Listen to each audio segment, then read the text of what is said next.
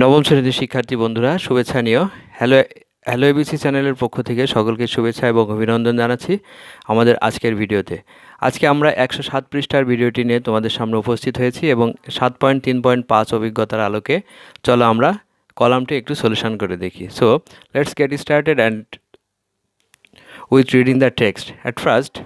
Now read the conversation in activity 7.3.4 again and identify the language features of instrumental and influential power again. Find out the language features used to neutralize the power that make the conversation more acceptable and democratic.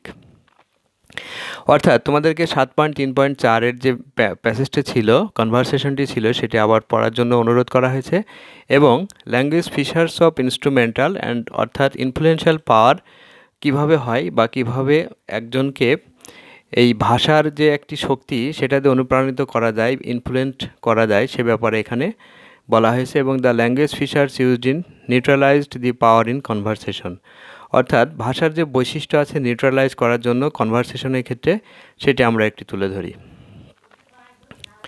বলা হয়েছে where are you from, number 1,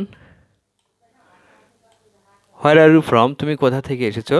অর্থাৎ এখানে দেখো I have been living here for a few years now. এটা হচ্ছে neutralise করা বা power in conversation, neutralise in power in conversation, language features. Okay, number বিতে আছে sometimes I struggle to understand you because of your accent, অর্থাৎ তোমার অ্যানসেন্টের জন্য আমি তোমাকে মাঝে মধ্যে তোমার কথাবার্তা বোঝার জন্য আমার কষ্ট হয়।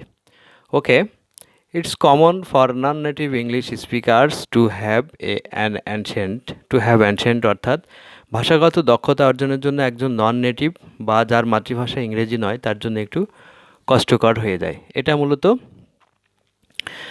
The language features used in the neutralise the power in conversation. Okay, number 3 বা সিতে আছে your English is really good but, বলা হচ্ছে তোমার ভাষা হচ্ছে সত্যই, তোমার ইংরেজি ভাষা হচ্ছে সত্যই ভালো, কিন্তু এখানে দেখো এর ফিচার্সটা কি আছে, থ্যাংক ফর ইয়োর কমপ্লিমেন্ট, অর্থাৎ তোমার আপত্তি বা অনাপত্তি তোলার জন্য তোমাকে ধন্যবাদ বা তোমার মতামত দেওয়ার জন্য ধন্যবাদ।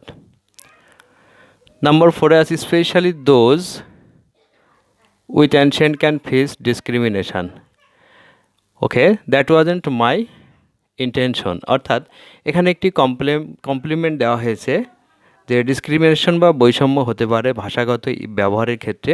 তো এখানে দেখো নিউট্রালাইজ দ্য পাওয়ার অফ কনভারসেশনে এখানে হবে দ্যাট ওয়াজন্ট মাই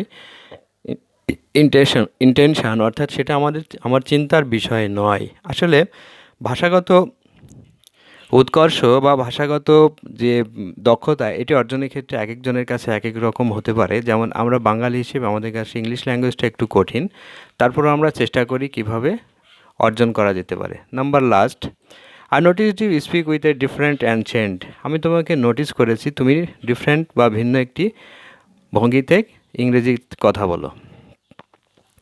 তো এখানে হবে yes English is not my first language, হ্যাঁ অবশ্যই এটা হতে পারে, কারণ ইংরেজি আমার মাতৃভাষা নয় বা প্রথম ভাষা নয়। সো স্টুডেন্টস, আশা করছি তোমরা language features of influential or instrumental power used in কনভারসেশনটা বুঝতে পেরেছো এবং the language features used in neutralised power in conversation, অর্থাৎ নিউট্রালাইজড যে পাওয়ার আছে কনভারসেশনের ক্ষেত্রে সেটাও তোমরা বুঝতে পেরেছো, অর্থাৎ স্বরভঙ্গি বা কথাবার্তা বা প্রোনাউন্সিয়েশনের ক্ষেত্রে কেমন কি হতে পারে এবং কোন প্রশ্নের আলোকে বা কোন মন্তব্যের আলোকে কী ধরনের মন্তব্য বা প্রশ্নের উত্তর দেওয়া যেতে পারে সেটি এখানে বিস্তারিত আলোচিত হয়েছে। সো ভিডিও দেখার জন্য ধন্যবাদ এবং নেক্সট ভিডিও দেখার আগে অবশ্যই চ্যানেলটি সাবস্ক্রাইব করে আমাদের সঙ্গে থাকো। Bye bye.